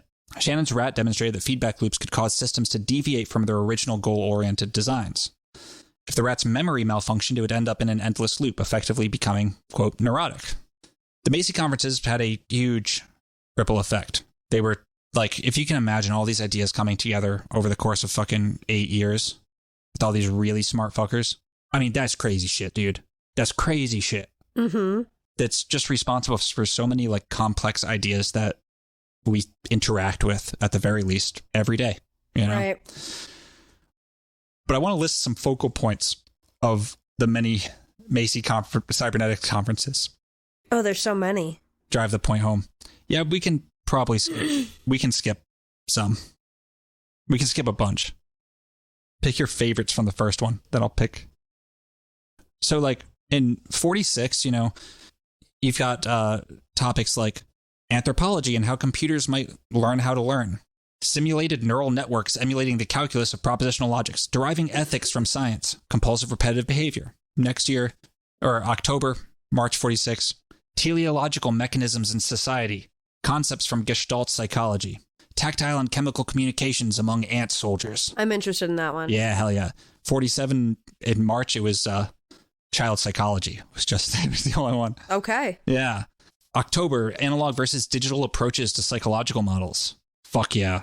48, formation of, quote, I in language. Where does the I come from? Formal modeling applied to chicken pecking order formation. Yeah, that's my favorite. Yes. Are the number of neurons, 49, are number of neurons and their connections sufficient to account for human capacities? Oh, wait, I like this one. Do chess-playing automatons need randomness to defeat humans? Great fucking question. That's a wonderful question. One that's, which has led to, the whole, can a computer beat people at Go? Can an AI beat people at Go? Which is much more complex than chess. The answer is kind of fucking yes. You've got language, symbols, and neuroses, intelligibility and speech communications. Further, 1951, decision theory, feed forward. Don't worry about that one. Is psychiatry scientific? Can a mental event that creates a memory ever be unconscious? The applicability of game theory to psychic motivations. Information as semantic. Small group dynamics and group communications. 52. The relation of cybernetics at the micro level to biochemical and cellular processes. The complexity of organisms as a function of information. Humor, communication, and paradox. See, I'm getting high as a kite just reading this shit. 53, the last one, semantic information and its measures, studies on the activity of the brain, meaning in language and how it's acquired, how neural mechanisms can recognize shapes and musical chords, and then what consensus, if any, the Macy Conferences have arrived at. Oh, high as a kite, I'm telling you. I love it. What consensus indeed, Prior to the Macy Conferences on Cybernetics, there was also the Macy Conference on Cerebral Inhibition in 1942. Many of the same players were there, including McCullough, Bateson, and Mead. There were two topics. Milton Erickson introduced hypnotism. Excellent. And Howard Liddell introduced conditioned reflex, 1942. Well before publication of That's kind of interesting, isn't it? Uh-huh. That's kind of fucking interesting. The Macy Conferences on Cybernetics ended in 1953. 1953 is a funny year. It's a funny fucking year, dude. Is it? 1953? Yeah. Oh, yeah. Yeah. I mean, we've already mentioned MIT a bunch of times. But would it surprise you, Willow? Would it surprise you to learn that a great many of these conference attendees, including McCullough, Mead, Bateson, and others, were employed in one way or another in a little thing called MK Ultra? Of course not. And would it surprise you, Willow, that in 1953, funding for Harold Abraham's proposal to CIA to dose unwitting hospital patients with LSD was funneled through the Macy Foundation? No. Yeah. No, it really doesn't. Of course not. Of course not. Of course not. I wish it did, but no. Here's the thing. Makes complete sense. Here's the fucking thing. When we look at MK Ultra, when we look at fucking conspiracy theories, we're looking at it upside down. Yeah. We think of the big spooky fucking CIA as the ones pulling the strings, or a little better, if wronger, but better thinking. We think of the spooky CIA as being a puppet of larger powers that be, right? And that's true, but it's not the fucking Illuminati or anything, right? It's the fucking cybernetic system of history and technological development. Right? That's the higher power. CIA was created by the same conditions that created Norbert Wiener, that created cybernetics, that created the bomb, the proliferation and spinning up of the engine of information technology, right? That's what created MK Ultra. It's not that the Macy Conferences were a fucking arm of MK Ultra. If anything, MK Ultra was an arm of that scientific current. Mm-hmm. It was without that scientific current, MK Ultra wouldn't exist. Right. Without that scientific current, this podcast wouldn't exist. Without that scientific current, fucking none of this shit would exist. Mm-hmm. All the shit you love. It's not some fucking return to some archaic bullshit. No, it's part of the goddamn story. Yeah. Right? Of course they were all in bed with one another because they were all looking at and interested in the same shit. Does that mean that, for example, the Macy Conference participants had tacitly signed off on fucking Ewan Cameron's psychic driving shit? No. But it was all birthed from the same historical conditions. Yeah. Yeah. Just gears on gears on gears, dude. Anyway, out of the Macy Conferences, a whole new way of looking at fucking everything was born. In information science, we got networked computers and everything that led to cyberspace as we know it. I don't know. What? Maybe cut this. But if I was some hoity-toity psychedelic fucking scientist and I really wanted to prove my theories of consciousness and how the universe worked and thought that I was really fucking onto something, I'd be like, yeah, let's experiment on those dumb fucks in the military. They signed up for it. Yeah. Yeah. Dude. I don't know. I'm sorry. No, dude, everyone's a lot. I'm not excusing Here's the thing. It's awful what they did. You don't know if you would do that or not. But if I could see if I was if I really thought that my contributions were going to lead to some major doorways being opened up in the realm of our understanding of consciousness and like dimensionality and the universe as we know it. Also the fucking class thing. Yeah, also the war thing. But, you know, if I was one of these smart fucks at the Macy Conference, for example, and I didn't really fully understand exactly what it looked like, what those experiments looked like, but I was just giving my... You were getting data. Yeah, but I wasn't there to see the atrocities. Right. I might think, oh yeah, whatever, they fucking signed up for it. Well, like, the thing you're having the visceral reaction to is the work. Yeah. Right? Not the effects, our view of it, our observation of it is divorced from the actual event. So we see our visceral reaction to the science is, you know, overshadowed by our visceral reaction to the torture. Yes. Right? But if you're the scientist, you're going to be a lot higher on your ideas. But I also think that the fact that we acknowledge that we'd probably be evil if you were the means that we'd be the least likely ones to actually be evil. It's true. Yeah. Yeah. I don't know. You might be evil. I might be evil. Yeah. I wouldn't be on the chemistry side of things, so it's easy for me to exonerate myself. No, I'm just on, like I said, chaotic neutral through and through. I'm on the side of fucking around and having fun. No. And so sometimes that gets messy. It does. Anyway, out of the Macy Conferences, a whole new way of looking at fucking everything was born. In information science, we got networked computers and everything that led to cyberspace as we know it. Cyber warfare, cybersecurity, cyber sex, whatever. That's the one everyone knows. But let's look at psychology. We got cognitive behavioral therapy, self-regulation, cybernetic theory of stress, coping, and well-being. Yeah, you know, that stress arises when there's obstacles to goals, and coping strategies are then implemented, and their outcomes feed back into the system to adjust future goals and strategies. Family systems theory. Families are a system. Decision-making. It's a formalized process. Social cybernetics, mindfulness and meta-awareness, biofeedback, right? In biology, you've got neural networks. Oh, wow. Neurons are all this complex network of fucking firing electricity and shit. Immunology. Oh, shit. The immune system is a system that has self-regulating mechanisms and keeps itself stable within the context of all the other fucking systems it interacts with. Epigenetics. Oh, there's a mechanism to turn conditions on and off in the fucking body. Circadian fucking rhythms. Yes. You know, it's just like the goddamn thermostat. There are physical feedback loops with like what light does to your fucking eyes that turn on how sleepy or not you are. Mm-hmm. It's crazy. And then in ecology, which is the best, you've got systems ecology, looking at for the first time ecosystems as interconnected networks. Who'da fucking thunk it? Right? Like where organisms and nutrients all interact and the whole thing fucking keeps itself in homeostasis. Adaptive management, like a theory on how to, all right, what's the best way to monitor and test things like conservation strategies in a way that we don't fuck everything up, right? Resilience theory, how ecosystems adapt or recover. Social ecological systems, how fucking people interact with ecology and our place in it. How to use computers and AI to save the fucking planet is a big one. And one that, you get a fucking bunch of goddamn drones. You get a ton of fucking drones. You could plant so many trees so fucking fast. Mm-hmm. Uh-huh. Uh-huh. Yeah. Like, let's do that, for God's sake. Dude, you could plant like a fucking billion trees in an afternoon. Mm-hmm. It's amazing. And then autopoiesis. How these systems arise out of nothing and evolve from just one thing doing a thing to a whole complex system. How a system fucking creates itself. The biggest impact is just the perspective, you know? That traditional ecology was a somewhat linear reductionist approach. That like, oh, the trees are the trees, the grass is the grass, the animals are the animal. It was all put here by God, it's all great, right?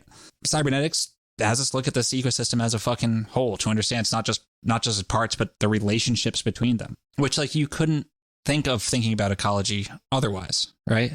And reading about this, our third and fourth episode was about Biosphere 2. I realize now, like, I gave them a lot of shit for not being scientists and shit. They were testing cybernetics.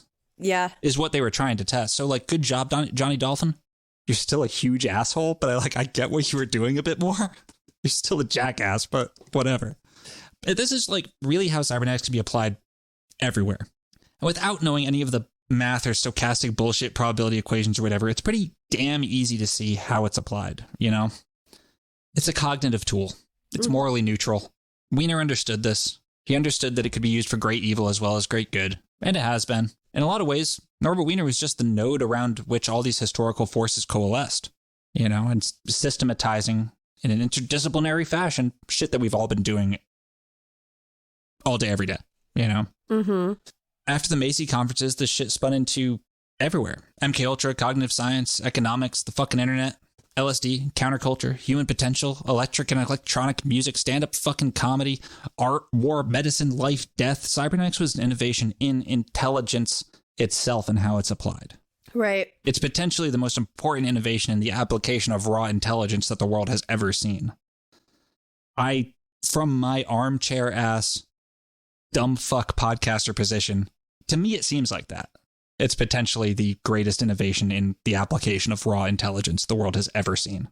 Maybe information theory, but I don't know. Why are you looking at me like that? I'm just looking at you. You look at me like I'm a crazy man. No, I'm not. That's absolutely not. This is the positive feedback loop. I start being crazy. I read about cybernetics. Yes. I get crazier.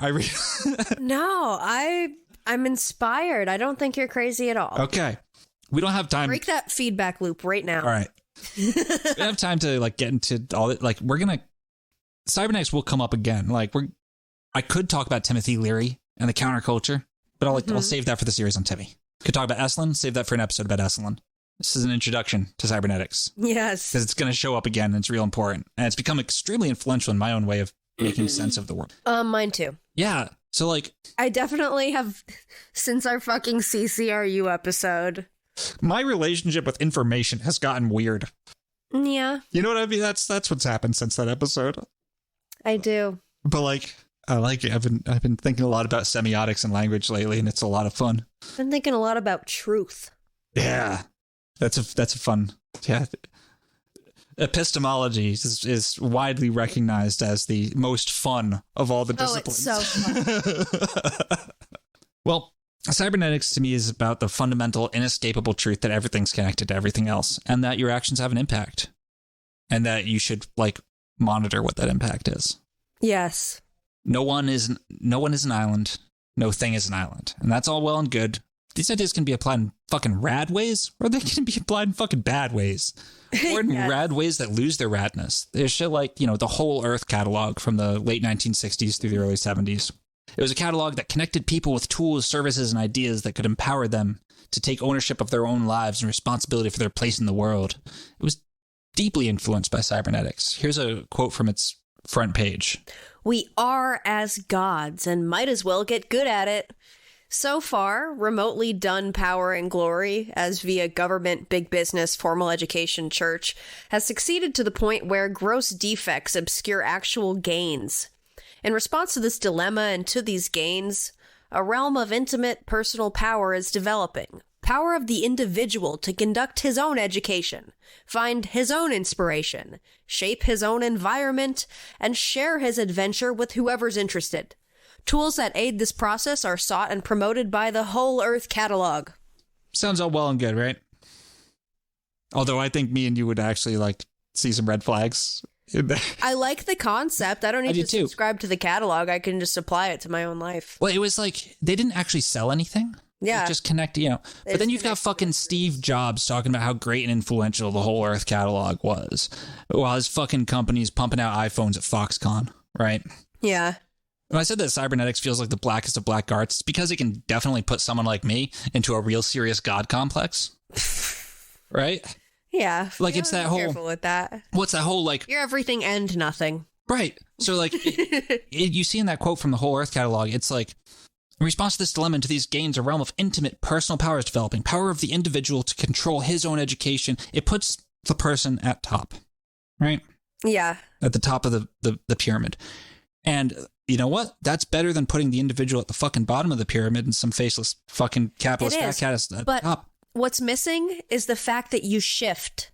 You do it so many times a day. You change roles, you change positions. Yes. Like, sometimes you have to be on the bottom, sometimes you have to be on the top. It's like sex. If you were in the same position all the time, it's going to be boring. Yeah. You got to switch it up. Yeah. That's the shit that like the way that like the Silicon Valley fuckers took this idea that like seems all green and good at first, and like they got arrogant with it. They didn't understand their own place within the infinite web of systems. Yeah. You know, it's like, like the idea that we are as everything, the idea that everything can be controlled and that you can control it, that you are God, that's wrong. That's so fucking wrong. No, because sometimes the lion bites your hand off. Right. To understand why that's wrong, go back to the root of the world itself, steersmanship. The pilot of a boat can't do whatever he wants with it. He can only coax it in conjunction with the other systems at play. The water, the wind, the navigation methods, the constraints of the rudder. It's about learning to dance with chaos. Right. And steering towards goals. Steering rather than outright tight control and turning everything into a closed system, some machinic fucking hellscape. That's what Wiener was warning about in his systems that get out of your control. You have to account for uncertainty and you have to account for chaos. Yeah.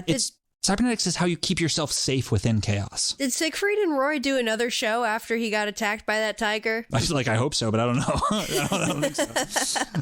Yeah, you know, like I said, like I've only ever known the word cybernetics in the context of like cybernetic limbs and a cybernetic organism, cyborgs. That's the half robot, half man. Like, yeah, that's part of it. Control system, yeah. But there's also a lot of other systems, biological, mechanical, personal, how you live your day to day, and the feedback loops that govern them. And this is where, you know, Wiener and his ethical considerations are really important. A tool is only as good or evil as the intent behind its use. You know, whether you're being an arrogant dickhead with it or you're being, you know, not an arrogant dickhead. But when used with Wiener's moral and ethical rigor, cybernetics offers us the analytical tools to understand our place within all the systems we're a part of. Helps us see that we're not above nature, a part of it. Interconnected nodes in a complex web of life. And if you want to get fucking biblical about it, it may just offer us a path towards filling that age-old mandate of being stewards of the earth, made in the image of God, not being as gods ourselves. We have the reflection of creativity, but we're still agents, and with all of the heartbreaking responsibility attendant on that. I think that the beauty of machinery and automation is that it empowers individual action. Yeah. Yeah. That's why it's beautiful to me. And I didn't always appreciate the beauty of machinery and automation until my late 20s and 30s. And I started to see, oh no, this is very human. Mm-hmm. You know, we don't have to twiddle our thumbs waiting for old social systems that were conceptualized before people invented a fucking telephone. Right. They're not coming to save you.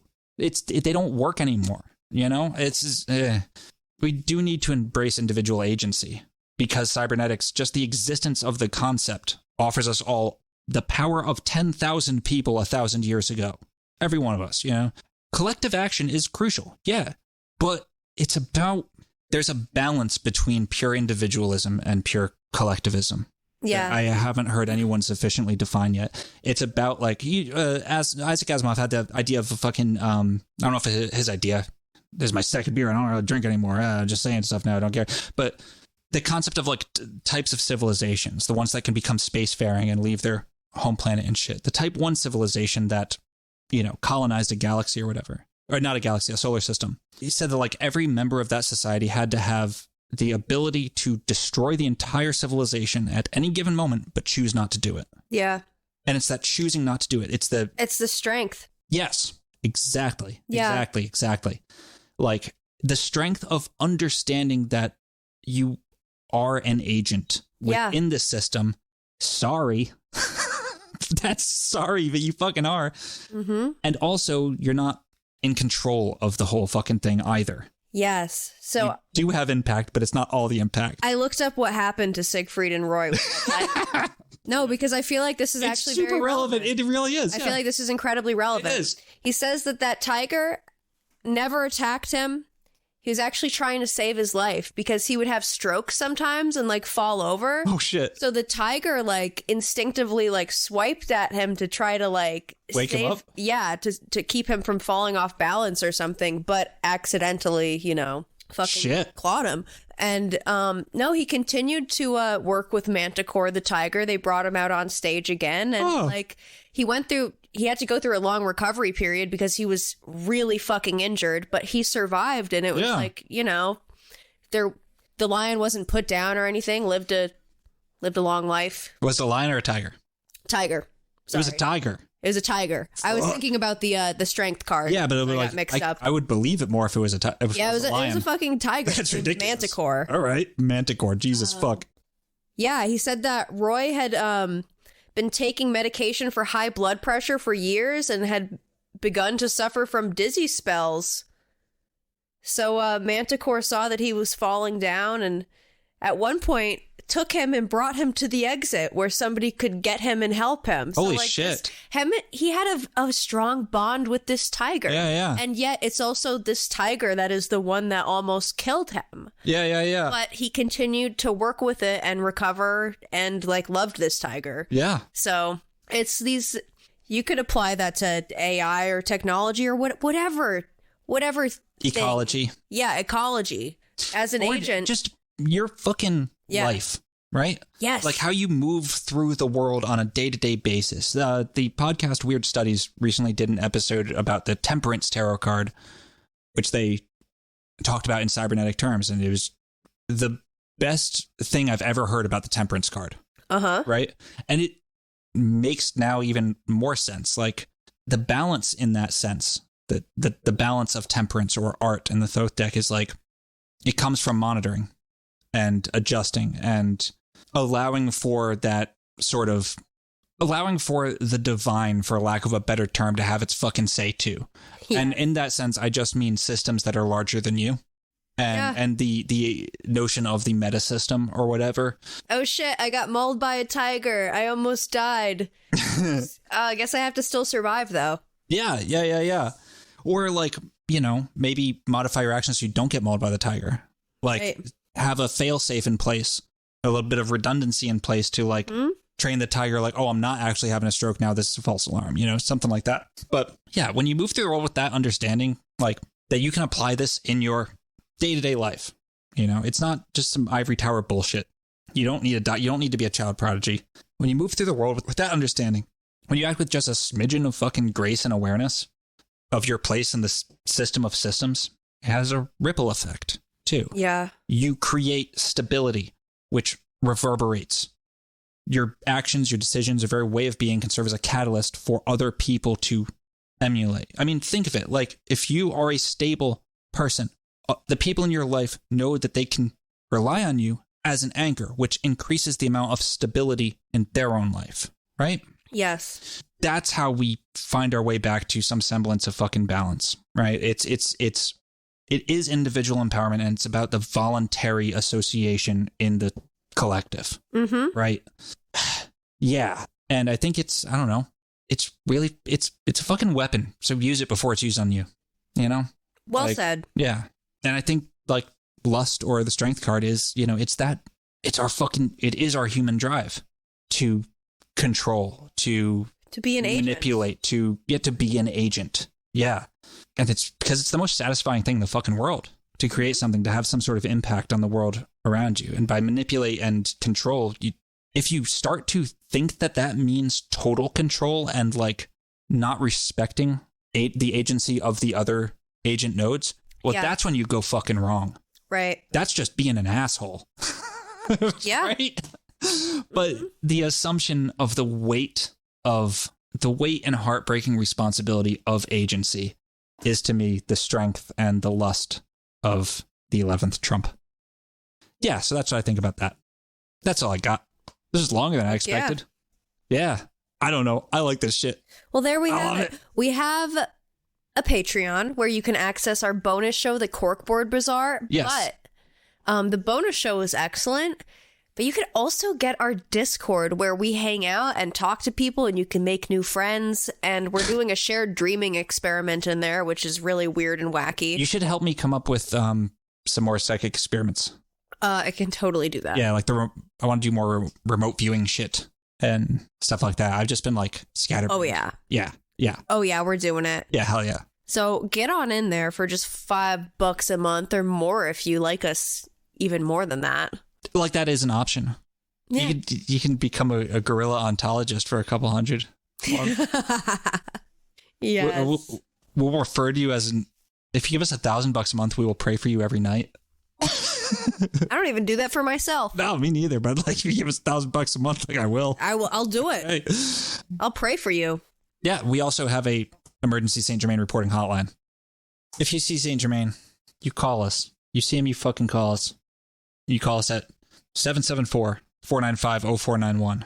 That's 774-495-0491. I wish I had the foresight to try and get, like, the number 1-800 Big Jerry or something. That would have been good. It would have been great, but you know. Yeah. Follow us on the social media at Nonsense Bazaar, The Nonsense Bazaar. I'm at BirdBrains33 on Instagram, and I'm at Willow Trueman. It's just my name, but you're gonna have to figure out how to spell it for yourself on the other ones. Yes. Yeah. All right, guys. Take care of yourselves. Be well, and yeah. Peace out. Peace.